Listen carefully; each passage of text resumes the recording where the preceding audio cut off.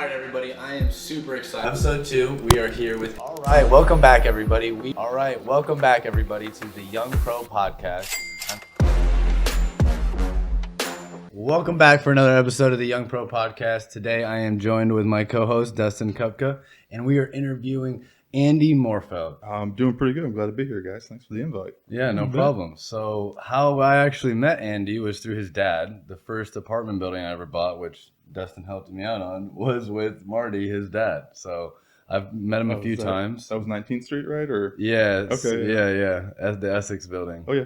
Did you ever try to Google what that meant? From my understanding of what it used to be was like a brothel. Yeah, I think it was something along those lines. Yeah. How long did your dad own it? As long as I can remember, I can still remember Saturday mornings going along with him to work on it. And me and my sister, our job was to vacuum the hallway and scrub. Does it still have those little circle tiles? Yes. Yep. Scrub the circle tiles. Yep. Yeah. Every Saturday morning, then we'd go to Come and Go or Quick Trip and get a 49-cent, giant fountain drink back when that was still, able to get back in my day, But yeah, I've lived in that building for a few years too. Really? Which unit? I lived in the one bedrooms on the first and second floor. The one bedrooms on the first and second floor. 1 and 3, I think. Was it a 7 unit when your dad got it? It was always a 7 unit. Oh, okay. All right.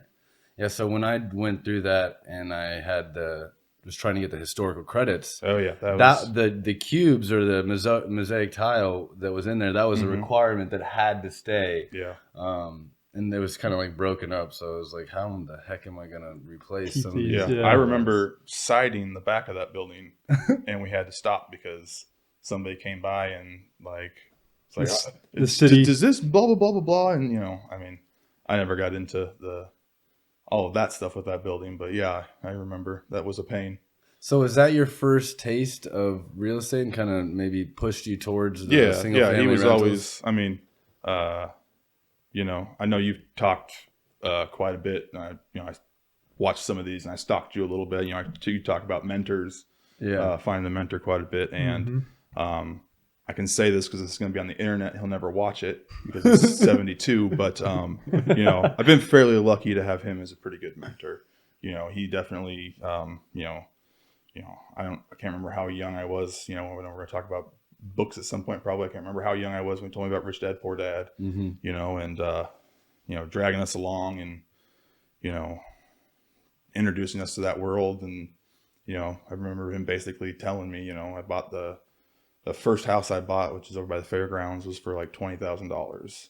He was just like, just kind of fell into our laps, basically. He knew the guy who was selling it. And, I don't even remember what it's worth now, but it's worth more than $20,000. Yeah, it's probably worth $80,000 or $90,000 at low end, at least.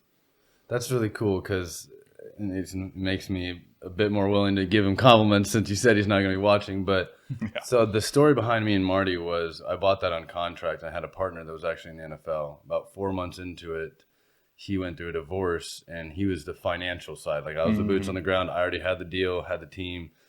And so it sent me into this like crazy bad mental spot. And I met with Marty and we'd probably only talked a few times outside of the negotiating at McDonald's, and I started crying. And I was like, dude, my partner left. Like, this is the first building I've ever bought. Like, I don't know what to do. Like, can you give me 4 months of no payments? And you will add that onto the backside so you still get your money. But like, I'm overwhelmed. And he was just like, dude, he's like, it's such a, like, some people might think of it as like savage comment, but he was like, you'll figure it out. And it was such a relieving feeling to just, because he like believed it. He was like, yeah, it's fine. No big deal. You'll figure it out. Like, just, it's all good. So I have the utmost respect for your dad. And I think he's an amazing, amazing man, dude. Yeah. Don't worry. I won't tell him you said that. Yeah, But, exactly. No, I mean, I can, I think, a son knows his father pretty good. And, I could tell you the good and the bad stories, but yeah, I think, that all in all, he's been pretty good, especially with the business and real estate. What did he do besides the real estate investing? You want a long story, or you want like just like it's not right his before, episode. Yeah, this is your episode. So I'm just kind of more curious on right before he. Okay, so when he started the window covering business, we actually started as a franchise. The way I understand it best, and my sister tells a good story. She says she's still waiting for somebody to tell her that dad is going to quit his job and start a business. So, I was 17, 18, she was 14, 13. And it was just sort of like the next day it was like, oh, dad doesn't work at the TV station anymore. He was chief engineer for KDSM Fox 17. In fact, my first job was being Casey the Fox at birthday events. So this is like TV early station. 2000s or late 1990s? Early 2000s, yeah. Okay. 02, 03. I graduated high school, and I think he started the business around the same time. Okay. But yeah, he's had real estate, I think, into the 90s, if not late 80s, I think. So, he kind of, that's the great thing about having a mentor is that he's done some legwork, and I can just kind of piggyback off of it because, yeah, he did a lot of,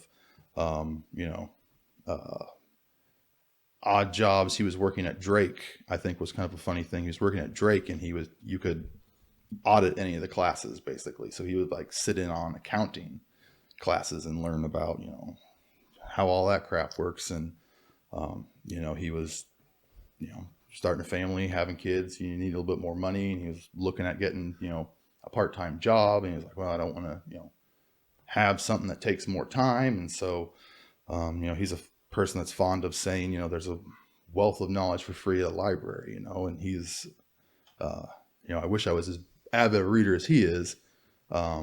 We go down there every Sunday night for dinner, and he's always got, 3 books on his table side, and he's reading, something about a 15th century dictator, something about marketing, and something about, how to cook better. So that's so cool. That's super cool. All right. Well, enough kudos to your dad. Yeah, sorry, I get a little non-linear with my talking. Well, I think it makes, it's good to know that, kind of where you came from, right? The foundation. Because I think a lot of people, that's one of the things that everyone, I guess, has a story, right? And has a parents or, has a foundation. And especially with you being brought up in a very entrepreneur type mindset to the point where now, yes, there's rental properties involved, but now you guys started your own. Well, he started the business, right? Yeah. The Great Blinds business. We started as a franchise, and Ethan hasn't known him long enough. But I always sort of say, if you're friends with my dad long enough, he'll get on your nerves a little bit.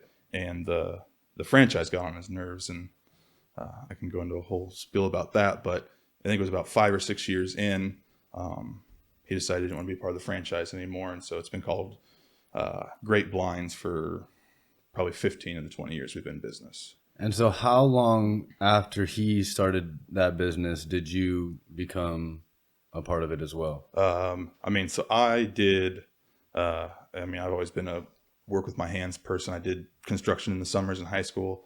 And so pretty much immediately I was working construction for my cousin, and he was like, why am I going to have you get paid, a little bit by, good family members paying me? He's like, I'm going to put you to work. And so I was his install lackey for, probably at least 7 or 10 years right when he started the business. So he worked maybe a year tops before I started helping him. Oh. When I got married, maybe I got a little stubborn headed. Father and sons, you always get along. Yeah. And so I decided to go out on my own. And so I was doing millwork and commercial cabinetry. And I was at a shop that kind of ended up being a dead end.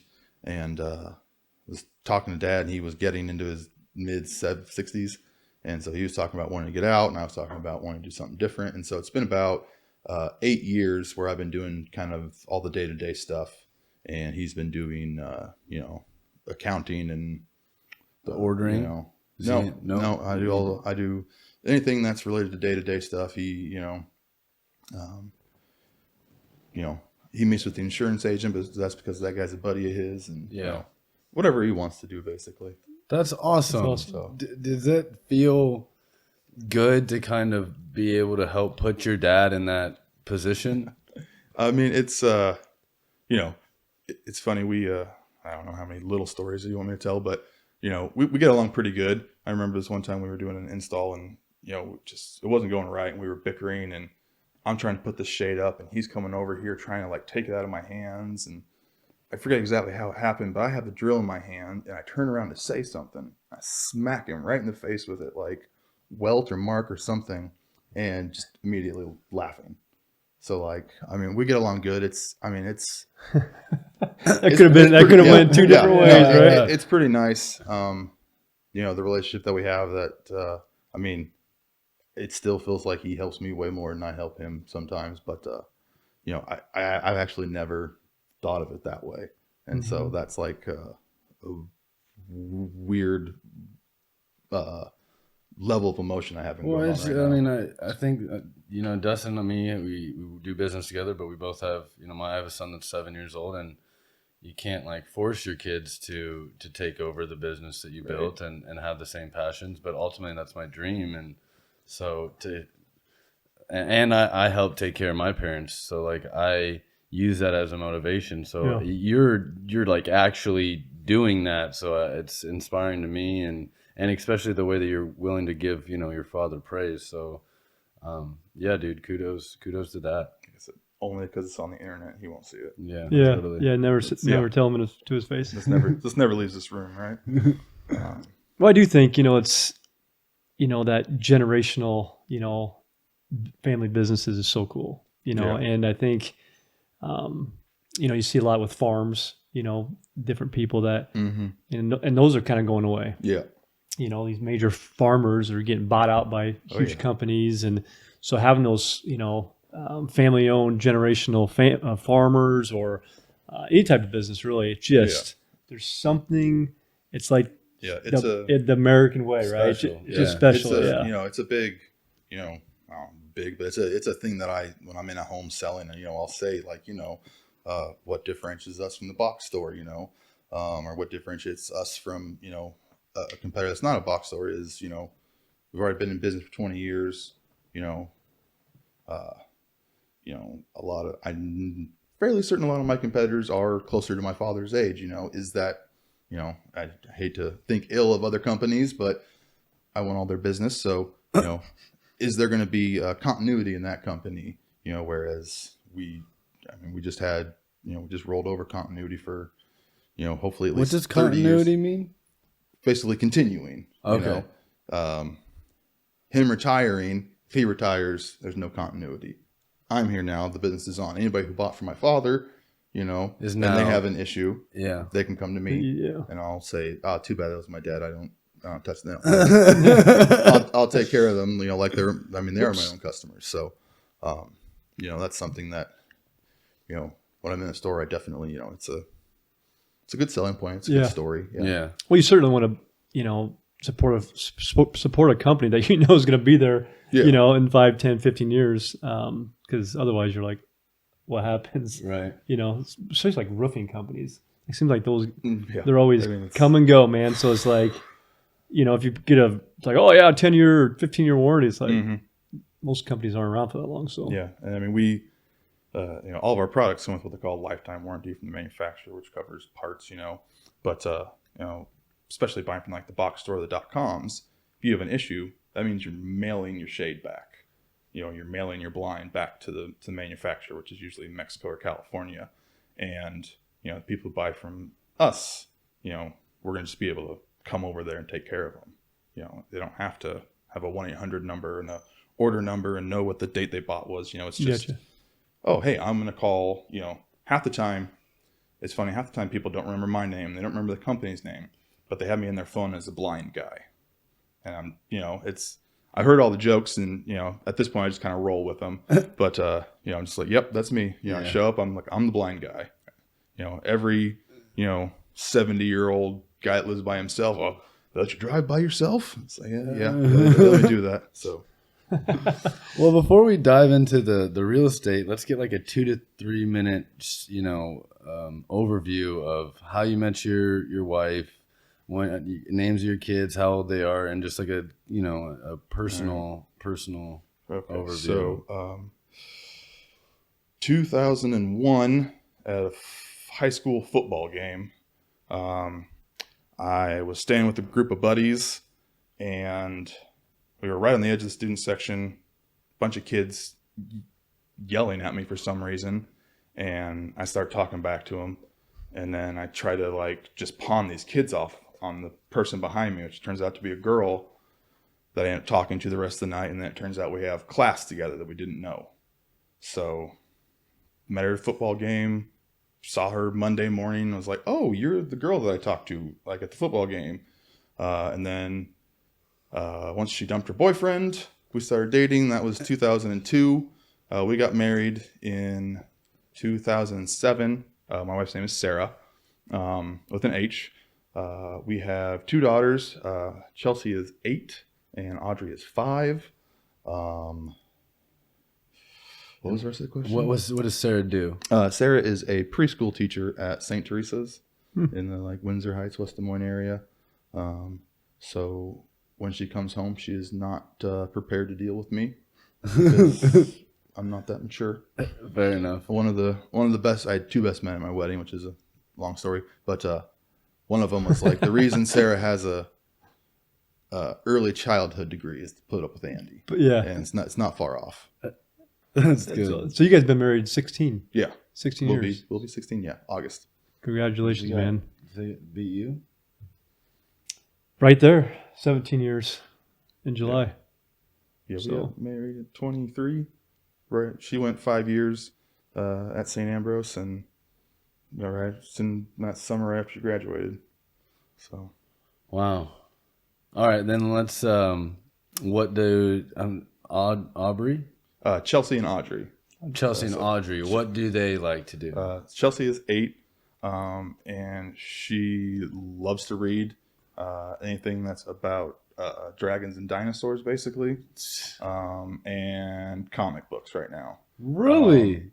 Yeah, as I'm actually kind of dreading that when you guys ask me about what books I've read, because I'm not that avid of a reader, and the most recent thing I read was an Iron Man comic book, because I'm trying to keep up with what she's reading.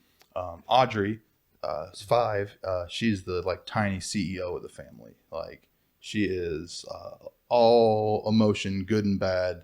Like she's the one who will cuddle with you, and she's the one who will sit down and cry because you didn't give her a juice box. Yeah. So, and our oldest, it's kind of the typical like first kid, second kid thing. Chelsea like listens, is calm, is mild manners, patient. Audrey is just like turned up to 11. Yeah. That's Like gets away with whatever. Isn't she it wild wants. how different, Yeah, the it's- kids are? It's like, man, I'm parenting the same. Why the heck aren't you responding the same?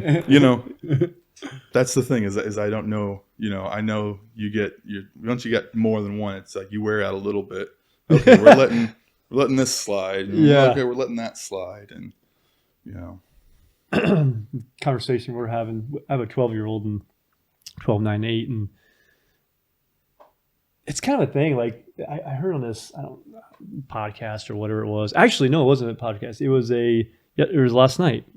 It was a Wednesday night church, and it was online, and we were just watching it. And this pastor was up talking about how cell phones and electronics, but he's kind of related to cell phones. Like the cell phones are now like the new cigarette, and how so many people have no idea how bad it is for them, just like the cigarettes were. Yeah. People are, he was like made some references like, man, people are, the doctors were, people come to see a doctor and the doctor's sitting there smoking a cigarette. Oh, yeah. Hey, what can we get you? And Yeah. I mean, you go to restaurants. That's what always killed me. Smoking section over here, non-smoking section over here. yeah. But you could smell, secondhand all the way still. through, Yeah. But it's true though. Like this, like he was just saying, the comparison is like you need it, you want it, Yeah, you're always yeah. on it, and we'll find later down the road, which the studies are starting to show that It's an issue. It is. Yeah. It's a freaking issue. It is, People, but no, it's It's you have freaking- the power I'm of with him. literally, Yeah. and then the entire library that his dad was talking about. You Yeah. have that in your Yeah. pocket. Well, no, and I think get what it. he's getting at is You got to the shut kids that. You gotta- developing Like, dependency. yes. At a young Yes. age That's right. because and not only or kids, lack parents, of being able to Yeah. communicate parents or absent. Parents adults, are- you go over to just somebody's they house. have and no there's- conversation on their skills. phone. all the time. Yeah. It's unbelievable. Yeah, I mean, I coach basketball, and I was taking the boys to practice. We came back, and they're all in their stinking. No one's talking, and you get me fired up. I get fired up about this Do you stuff. guys have Nobody's talking. I'm like, all right, put your stinking phones down. Put it in your pocket. And these, 4 kids, and 3 of them are not mine. But it's cool because our parents were, totally be like, yeah, put them in their place. And I'm like, all right, we're going to have a conversation, and we're going to talk about. And I was just trying to find anything that open-ended questions. Let's have conversations. Let's have debates. Let's talk. Yeah, Let's talk. Absolutely. And it was we kind of are- awkward Yeah. for them, and they're 12 years old. It's like, quit. Oh, anyways, this is No. tangent. We are ironclad on. It's like 30 minutes of tablet time a day. And Well, I Bless need our- I need to yeah, offline. I'll have to find out how you do it because you're gonna have to talk to my wife. Early childhood degree. there you go. She was on that from the jump. I was like, Yeah. we're not. I mean, we have good kids and whatever. We got real lucky. But they don't like ask for it and beg for it and plead for it. But like, I'm sure that it's gonna start coming. Yeah. More and more, they're like, oh, some kid at school was talking about Minecraft or Roblox or Yeah. I don't know what any of this stuff is. I mean, Yep. and we have video games. They're wanting to get video games more and more, and I'm just like, I'd recommend the Switch, and that's the Yeah. one that my son has. Yeah. And him and my producers like to play Pokemon. and I honestly we'll have game nights where the boys will come through Yeah. and we'll play Mario Kart like us, Mario, my that's son's 7 and 6 or 7 grown men fucking playing some Mario Kart, having a blast. but I think that's good to like have Mario Kart, time. though. For Yeah, it, yeah. Have like time for it. Whereas like I remember, coming home from school, and we never had a game system growing up because I hate to credit my dad for things, but he knew that they were just a waste of time. I mean, they're entertaining. I still like playing them, but I'd go over to 1 or 2 friends' house, and for like 3 hours after school till mom and dad got home, that's all you did was play video games. For sure. My problem is I think, I mean, like I would enjoy it to the point where it would become an issue, right? Yeah. Like next thing you know, you're 1 hour or 2 hours, have just passed. You're like, oh man, like I just lost 2 hours. I still like playing FIFA. FIFA's I've got an yes. Xbox. Yeah. FIFA's Yeah. great bonding moments with FIFA. Oh, I'm not gonna. I don't have a game system besides my son's Switch, so I don't. Yeah. But I do. Maybe I shouldn't tell you. It'll do FIFA. Oh well. Yeah. That's funny. You'll be there tonight. Like, how do I figure this out? Yeah, those games are $60 a pop, though, Yeah, man. that's Like, pretty that's ridiculous. okay. Let's jump into the Back real in my estate. day segment's over. Sega, baby, Nintendo. I played the Nintendo. Sega, but and I grew up on Nintendo. 64, Yep. so GoldenEye. But Sega, I didn't play until I was a bit older because it was just old. And my first real system was PlayStation, was Tekken. If you remember Tekken. I never did the fighting games, but I remember. Yeah. What was your first one? Sega? Nintendo. How old are you? You're 40? 2. 42? Oh, yeah. So you guys are...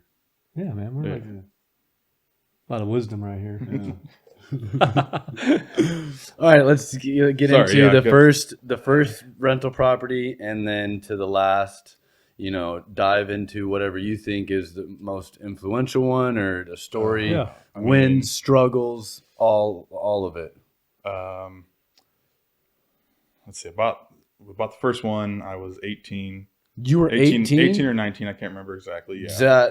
Does your dad heavily Dad, influence? yeah. Okay, Yeah. all right. I mean, he was, I had to have them, co-sign on Co-sign. like everything basically. Like I said, it was dirt cheap. We knew the guy who was selling it, and just I mean, most of mine are. I think that was the only one that wasn't a repossession, basically, and then basically sweat equity, sanding hardwood floors. I hate painting. I can. That was the only one that wasn't a repo. Yeah, I think that one wasn't a repo. We bought it straight from the guy. I've never bought a house repo before. Have you? Yeah. Mm-mm. What was that process like? God, I mean, it's been a decade, but they were all bid based. Hmm. I don't know if it's still the same now because I haven't bought one in a while. An auction. No. It was just like closed envelope. You submit the bid, and then they open them all, and I assume just pick the highest number. So Wow, is Yeah, this with the What's county? Yeah, did you uh, drop it off the county, or is it more? that's a great question. I don't remember. Yeah. So had your dad bought properties in repo previously? No, I don't believe that he brought any repossession. It was a lot of them I bought, in that housing market time too. So there was just a lot of them. And so it was just like, well, we just felt like it was a kind of a niche, I guess, in the market you want to say, And so where this was- That's you can get awesome. you can get it cheaper, like I said, I've always been able to work with my hands. So, sanding wood floors, I pretty much don't do carpet and roofing and major electrical. So, just do as much as I can. So first house, 18, fresh out of high school. Yeah. Mm-hmm. Second house was Now they're going to get blurry because a lot of them came like right in the 08, I'm guessing. in a bunch. Yeah. I mean, maybe even a little earlier than that. Dates in my mind are a little. I think the last one I bought was in 08. And I think. So you went from one property in 18 to, let's say, 2008 to 5, and you haven't bought another one since. Nope. And the fifth one was the house that my wife lived in when we got married. So bought it. I lived in it and worked on it. I mean, it was a project the whole time we lived there, and then moved out, turned it into the fifth rental. So we're talking Wow. 20 years ago. Yeah. So First one, yeah. Jeez. So your houses are almost paid off. Well, not actually, because You refinanced I refinanced and just basically invested a bunch of it. yeah. into the blinds business. Just in the stock market, really. What? Yeah. Index I mean, funds or single securities? God, I mean, IRAs, Roth IRAs, basically. Okay. I'm not. I know you had some kid on that was TikToking stocks or Yeah. something. Yeah. I'm not that nerdy about it, but again, finding mentors, and talking about how my dad is a decent mentor. Did you get into commodities as well? Because your No. dad showed me some of his gold, and I lost my mind. No, I haven't gotten into any gold. Marty's got gold like Yeah, bricks, man. yeah, Brick. yeah. He bought a. You aren't making it until you got bricks. He's got a chain that he wears quite often now too, but And that new Mercedes the that convertible he bought yeah. with the His- Essex money. his That's 3/4 He bought a his 3/4 life crisis. 3/4 life crisis. Yeah. Yeah. Have you got to drive it yet? Yes. I got to drive it like the next day. I think he just wanted to show it off. My father, who grew up poor German Catholic farming family, youngest of 10. His oldest sister is my godmother, and she always jokes that, like, I mean, back then it wasn't like people had cameras in their pockets, She jokes that, like, the first few kids, there's like a bunch of pictures. By the time it gets to my dad, there's like 2 pictures of him as a baby, just because it was like, we don't have time to pamper you. We have a farm to run. And, I mean, about the most frugal man that I've ever known. For the last 8 years, he's always had a convertible. For the last 8 years, it's been a 1991 Pontiac Sunfire, and it's just been top down cruise. He always wears a fedora, and it's just his like grandpa car. And then I mean, literally, it was like one day he comes up and he's like, "Oh, I'm going to Louisiana next week." "What are you in Louisiana for?" "Well, I have family there." "I bought a convertible on CarMax." I was like, "All right," and it's I guess it's like, I think it kind of connects to the rich dad, poor dad thing. Yeah. He didn't buy it when he had to finance it. No, he bought bought it it with when all of cash his from the investments, deal. Yeah. Could afford it for him. Yeah. I think there's actually an example in the book of Robert's wife buying a Porsche. I mean, like basically the same story. She didn't finance it. You buy it when you can. And so, I would, again, he's not going to listen to this. I joke that it's his 3/4 life crisis. Yeah. But I mean, he's 72. So I can't call it. Hopefully, I can't call it a midlife crisis. But yeah, it's. Yeah, I got to drive it like the next day because I think he wanted to show it off a little bit. That's awesome. That's so cool. I think he was disappointed I didn't lay into it more. So let me ask this. So, I mean, you still have the properties, these 5 properties. I mean, you bought them all, never sold any. Yep. Okay, so you still held on to them. I mean, what is from your perspective of being, because a lot of investors, I mean, I know I haven't owned property that long. No. And most people, especially the same property. Yeah. A lot of times, people might sell, but what is your mindset? What's your strategy? What are you thinking with not wanting to sell, or have you thought about selling but just never did? For what reasons? It could just be a bit of I'm a curmudgeon and I don't like change and I don't want to go through all that. I have these, they're cash flowing. They're cash flowing. I financed them. I mean, it was the first 2, I think. We had just gotten married and we refinanced them, and it was $40,000 that we invested in our IRAs.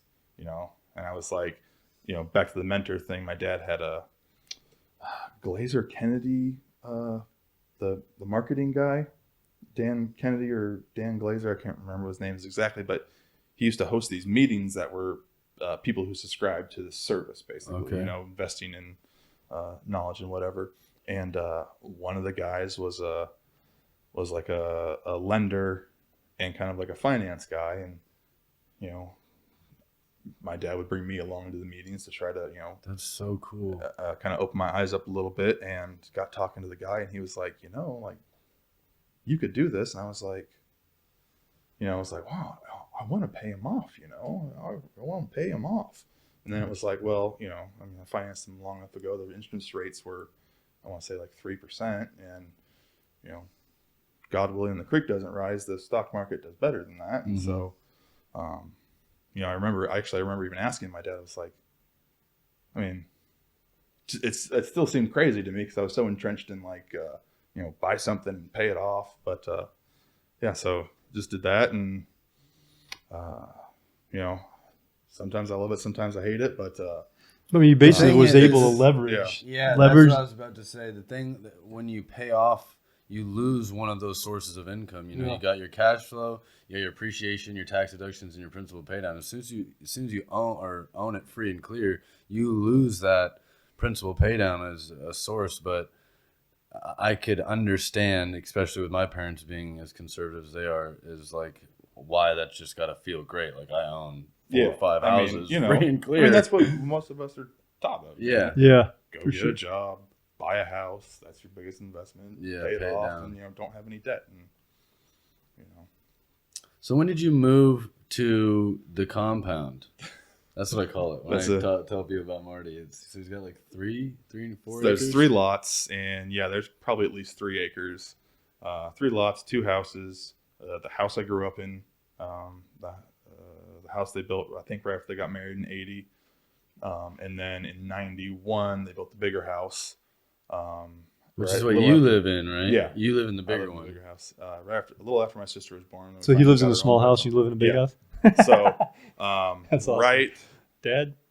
Well, right when my first daughter was being born is when we kind of did this whole transition thing. And so it's kind of a little bit of a funny story is the day that my wife and I moved to the big house, which was, we'll call it the White House.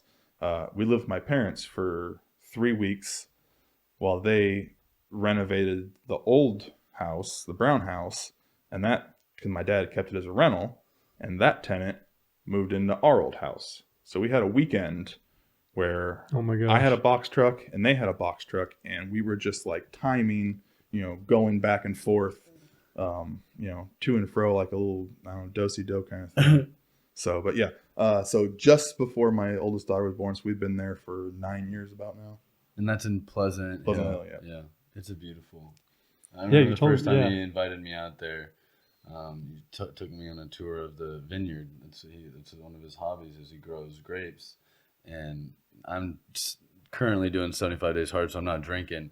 But every single time I go over there, he'll give me like a couple bottles of wine for dates and girls and stuff. And, I always say the German Catholic farm family, he never grew out of loving to farm, because there's, I think, an acre of grapes, and then there's 2 or 3 different fruit and vegetable plots, and there's like, I don't know if there's like 5 nut and fruit trees in the yard. That's crazy. And now that he doesn't do day-to-day stuff, it's just bananas. That's you know what That's though, like cool. after coming from the story that you're, and I didn't know, I guess he came from such a large family, as well as I assumed just because of the way, that's what's awesome. You're not supposed to judge a book by its cover, but just the way he dresses, you would not assume that he has the wealth of knowledge that he does, and has built this portfolio that led and rippled into your family as well. So it's amazing. I love his hats. Yeah. Oh yeah. The fedoras, He's sporting the hats. Is that they call that? I call it a fedora. Yeah. Sometimes there are, maybe something a little different, but yeah. Pay horrible tenants. And so the other thing I'll say is, pay the money for an eviction. Hire a lawyer. And just get it done. Don't drag it out. Like, I look like a big tough guy, but I can be a little bit of a teddy bear sometimes. And I know I've been like, like you go down, you meet with like a moderator first, and it's like, okay, can we work this out? And I don't know how many times I was like, okay, like, they come with some money, and it's like, all right, like, okay, here's a payment plan. 99% of the time that always falls through. Just that was pay a lawyer. One of my questions: if you started being a landlord at 18, now granted you have that voluptuous beard, but like not at 18, but did you ever struggle with? For me, so I've done a really good job at separating myself. I read this book called Landlording on Autopilot, and it talks about the power of not letting your tenants know that you're the owner. And the example he gave is like when you buy, clothing or go to a retail store and you're not happy, who do you want to talk to? You want to talk to the manager, because the manager's got the power to make that decision. So if they know that you're the landlord, then my grandma just died, or whatever real circumstances that could very well be valid, they put you on the spot, and they know you have the power right then to execute. So when I read that chapter, I removed that. Great. And I'm just now the property manager. And I am, I do have other people that are part of my team that I do need to consult. But just having that distance, it has been phenomenal for me. And especially because I look young too, because I look so much. So most of my tenants are older than me. Yeah. I think when I was young, I was 18 to 22 and, meeting people, I was just like, it was so cool, to puff out my chest, like, I'm the landlord. Like, what's up? You answer to me. And then, I don't go out of my way one or the other to be like, I'm the landlord, or no, I'm only this. So I think some of them know, some of them don't. Yeah. Mm-hmm. So it's just. Well, I think it's setting that expectation, right? And it's like, that's a great idea. Dude, I'm going to be the best landlord that you've ever experienced. Yeah. Only if you're a really good tenant and you do these things. If it's not, I'm going to tell you right now, it's not going to be good, and you're not going to be here because we don't mess around with it, and just you just got to put that expectation out there. It's like, we're not going to mess with this, because I've done, try to help them. And, I think that sit down, having those conversations, going through the lease. I think a lot of landlords don't even really go through the lease. And I think that is your opportunity right there to just be like, here's this, this is how I feel about this. This is how I feel about this. Almost to a point where you scare them. These are what we're doing. This is what you have to follow. If you don't, this is still an opportunity for you not to sign this. Yeah. And I think that is, if otherwise, or you just send the lease, hope and pray that they send their money and they, put the deposit in and they sign it. Most people don't read the lease. So unless you point out specifically, like, these are things you have to, they don't know. So then when they're violating the contract, they don't even know they're violating it. In some cases they do. Yeah. But that seems to work really well. It seems like every time I'm too quick, I'm too fast. This property's losing me money. I'm vacating. It always goes sideways, But if I sit there and slow down and where they're calling me, and it's like, that usually works. Seems to work the best. So we went over your biggest struggles. Let's talk about, like, your biggest win. Maybe one that you got a sweet price and it's gentrified over time, or as far as the real estate, God, I mean, I think the best one might actually been I don't know if I told this all in chronological order, but I think it might have been we were living in the last house I bought, and it was actually, the last house I bought with a renter in it. And that was like, I mean, I was just like printing money. It was a little old couple that had lived there for like 10 years. And, the person selling, again, it was like my dad knew the person, like knew somehow we're connected. And it was just like, I can't believe it was, it's a little bungalow house on the east side, and it was $40,000. It was probably worth more than that then. And I mean, that was, initially I was like, well, I don't know, background check on the people. Yeah. And it was just like, I mean, a cakewalk. They lived there for another decade, and it was just like, I mean, if I could find 10 more of those, that would be, I mean, that was just like, just like putting on a pair of shoes that fit perfectly. Yeah. I don't know what a better metaphor is, but I mean, all the other ones, there was a lot of sweat equity. I mean, it was just, they were all repossessions. The one that I lived in, that was fun because it was, home. It was mine, before I, turned it into a rental. So, my wife worked on a lot of the projects with me, I remember her little brother helping us do the brick patio in the backyard, but I mean, like, I don't know what else I guess on that. All right. How about your biggest wins with the blind company? I mean, that can be profit or just an easy deal, whatever that means to you. I mean, I just got an email today for a $7,000 job. It's commercial, and I mean that's basically that's a week for me. That I just sold. So that's always awesome. The most I've sold in a home is $16,000 worth of window coverings. Mm-hmm. One was this tiny townhome on Wakanda. They built these townhomes on the north side of the Wakanda golf course. Okay. And this woman wanted the best brand and everything motorized. And all the there wasn't that many windows. I mean, 10 windows maybe, but they were all big and they were all motorized and they were all, the Cadillac of window coverings, I would say. And then the biggest commercial job I did was $40,000.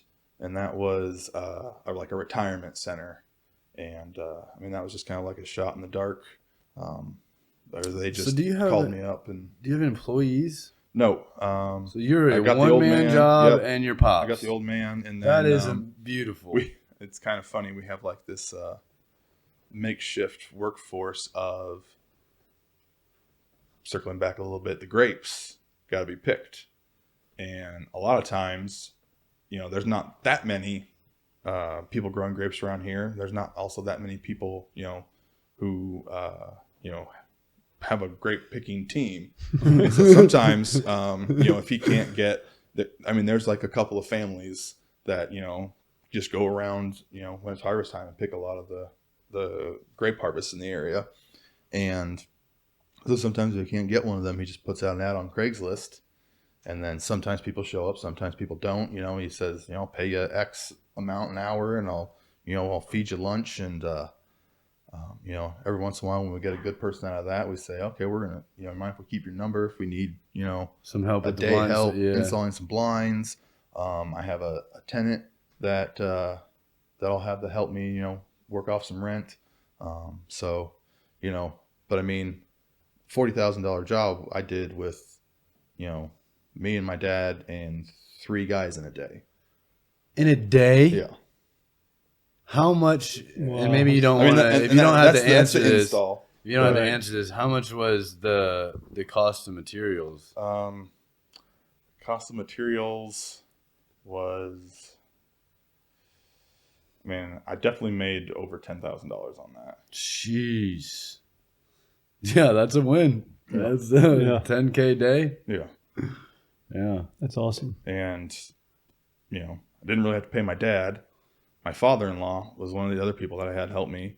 And he was like, just stuff some money in the kids' college accounts. I was like, oh, yeah, sure, I'll do that. Never did. Probably. I mean, we do it anyway. So I was Yeah. like, whatever.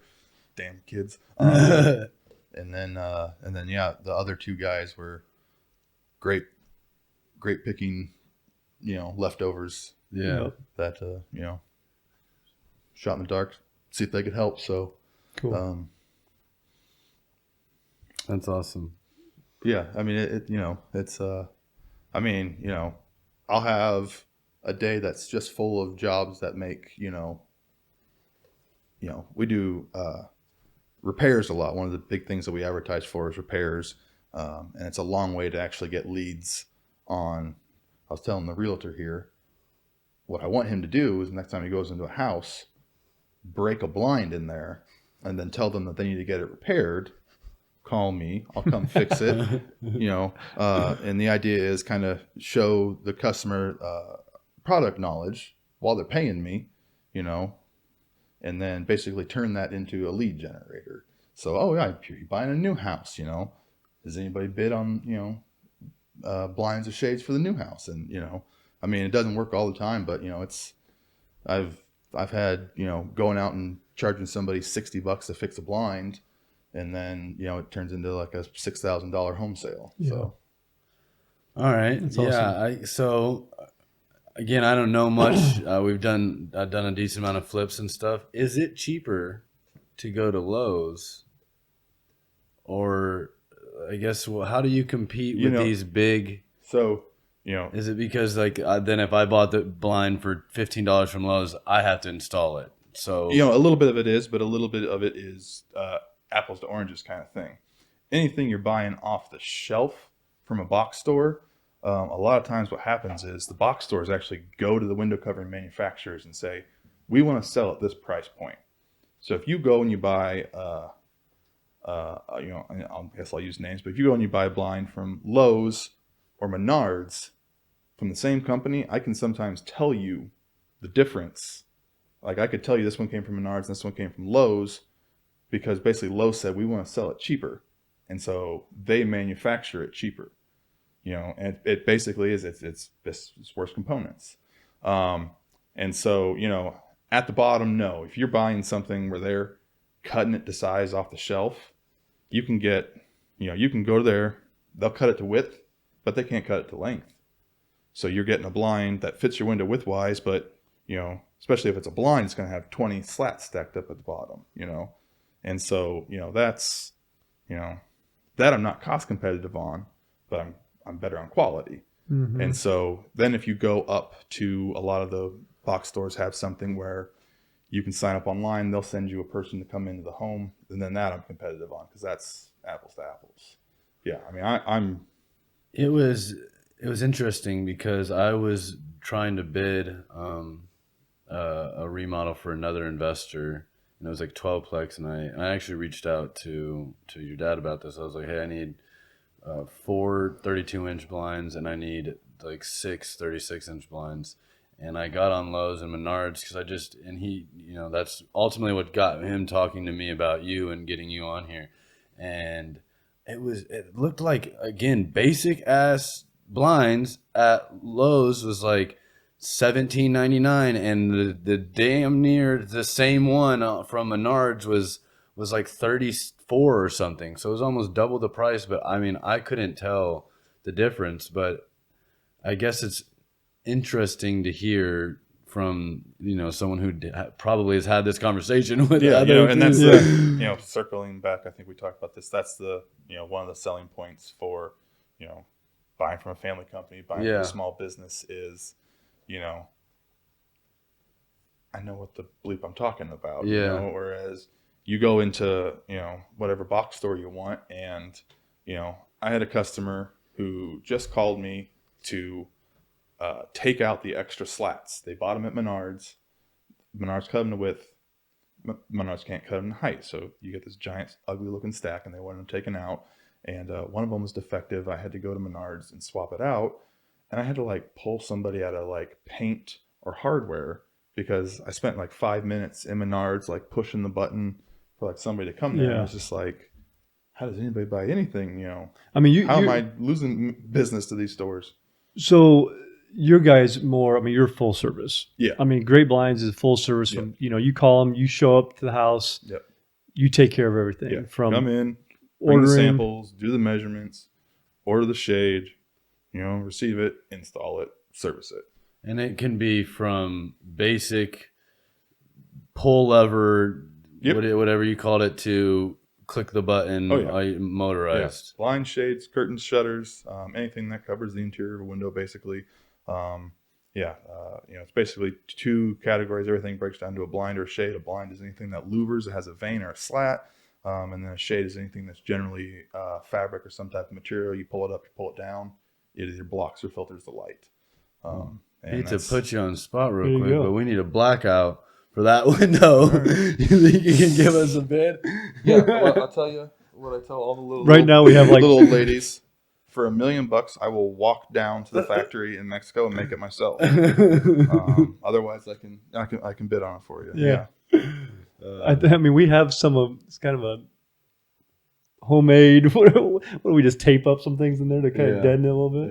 Yeah, it doesn't look very good. Tape. Oh yeah, it's funny. I go into a home, and especially teenage boys. I get moms apologizing for how messy a teenage boy's room is, and I'm like, you don't even. I was a teenage boy. Like the mess that's. I have stood on inches of garbage to measure for window coverings in a house, and it was a daughter's room, which is the thing that cracks me up the most. Because always moms apologize for their sons for messy rooms, but I mean, between having cleaning out move outs and I every once in a while I go into a place and I'm like, I'm gonna feel bad selling to these people because it is like hoarders in here, but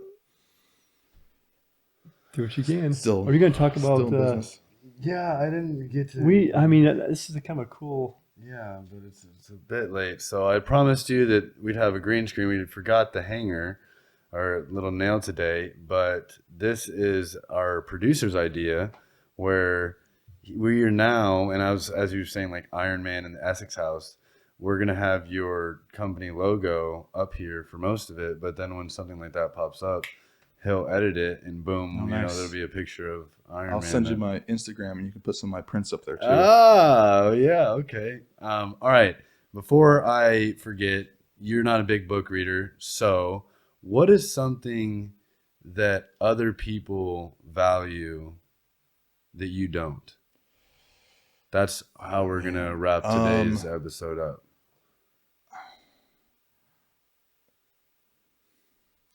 We can edit this, right? So I can take a second? Yeah, you can take a second. If you want to think, I can get... I watched a video, so I got to answer myself or whatever you... It's kind of an interesting question. Yeah. Ethan. It's amazing. I'm stepping up my... It's a tough question. Yeah. Put our friend here on the spot because... So you think about it, the one that it was a video that I watched, and the interviewer asked the guy that, and he said being understood, and it like really resonated. And then he went to explain it. He's like, a lot of people want to be understood by everyone, but it's so exhausting. And ultimately, if you want true happiness, like if you understand your reasonings and you understand your whys, that's the most important. But everyone with social media and all these other different outlets, they want to be understood and liked by everyone. But yeah, I think that I kind of want to piggyback off that one if I can't think of anything else. But I have always been a small knit group of friends is better. Like, I don't know, maybe it's just I'm a bad networker, but like, I'm not worried about hanging out with 40 different people. I've got like 2 friends that I've had since high school, my wife and my kids and my family. And like, if I don't hang out with anybody else, whatever, like not worried about, yeah, I've never been a clique person or trying to have a big circle. Yeah.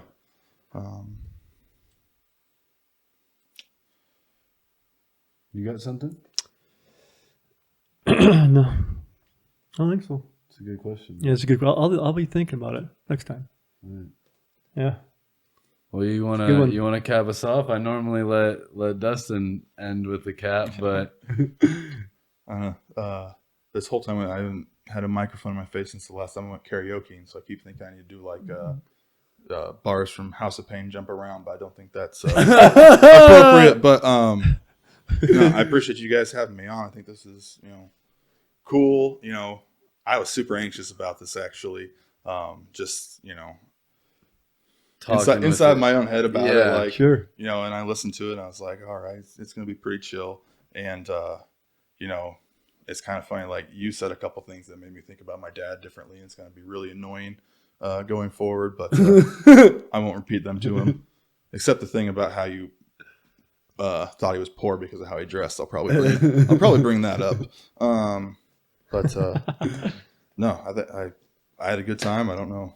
I really appreciate lost track of how long man. we've been here, but I could do it for another however long it was. Yeah, exactly. And that makes he used to be so awkward on camera. I don't even feel bad, but like saying that. But I think we've done a really good job at just having an organic conversation, and you kind of just forget that the cameras are running and that there's people behind the scenes. So I know it's not a fireball to start, but bush light to finish. Cheers, boys. Cheers.